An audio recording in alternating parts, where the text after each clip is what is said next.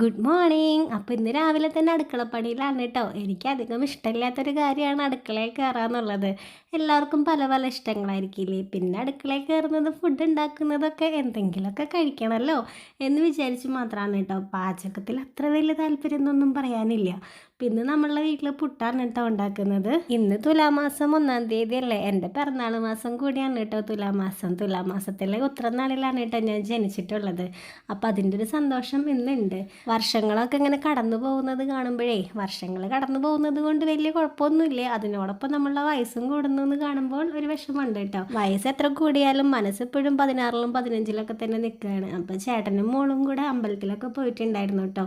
അപ്പം ഞാനിങ്ങനെ നോക്കി നിൽക്കുന്നതേ, നമ്മളുടെ ഇവിടെ നിന്ന് കഴിഞ്ഞ് കഴിഞ്ഞാൽ അയ്യപ്പൻകാവിൻ്റെ മുത്തപ്പൻകാവ് കാണാനായിട്ട് പറ്റും കേട്ടോ.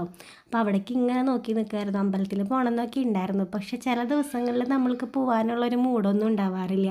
പിന്നെ എനിക്ക് അങ്ങനെ എന്തോ പോകാനുള്ളൊരു മൂഡ് ഉണ്ടായിരുന്നില്ല കേട്ടോ. അപ്പം അതുകൊണ്ട് ഇങ്ങനെ ചായയൊക്കെ കുടിച്ച് അമ്പലത്തിലേക്ക് ഇങ്ങനെ നോക്കി നിൽക്കുമായിരുന്നു. കുറേ പേര് അമ്പലത്തിലേക്ക് പോകുന്നതും വരുന്നൊക്കെ ഉണ്ട്.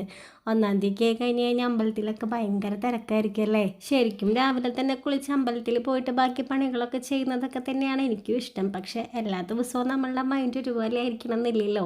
ചില ദിവസം നമ്മൾക്ക് എണീക്കാനും അതുപോലെ രാവിലത്തെ നമ്മുടെ കാര്യങ്ങളൊക്കെ തീരാനൊക്കെ ചിലപ്പോൾ ഒരു മടിയൊക്കെ ഉണ്ടാവും.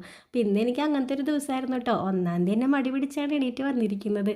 ബാക്കിയുള്ള ദിവസങ്ങളൊക്കെ ഇനി എങ്ങനെയാവുമെന്ന് കണ്ടറിയണം കേട്ടോ. വെറുതെ ഇങ്ങനെ അമ്പലത്തിൽ പോകുന്നവരെ നോക്കി നിൽക്കാതെ ഒന്ന് അമ്പലത്തിൽ പോയിക്കൂടെ എന്ന് ഞാൻ എന്നോട് തന്നെ ചോദിക്കുന്നുണ്ടായിരുന്നു. പിന്നെ എനിക്ക് തോന്നി, എനിക്ക് തോന്നുമ്പോഴല്ലേ ഞാൻ അമ്പലത്തിൽ പോയിട്ട് കാര്യമുള്ളൂ. മറ്റാർക്കും വേണ്ടി ഞാൻ അമ്പലത്തിൽ പോകുന്നതിലൊരർത്ഥമില്ലല്ലോ.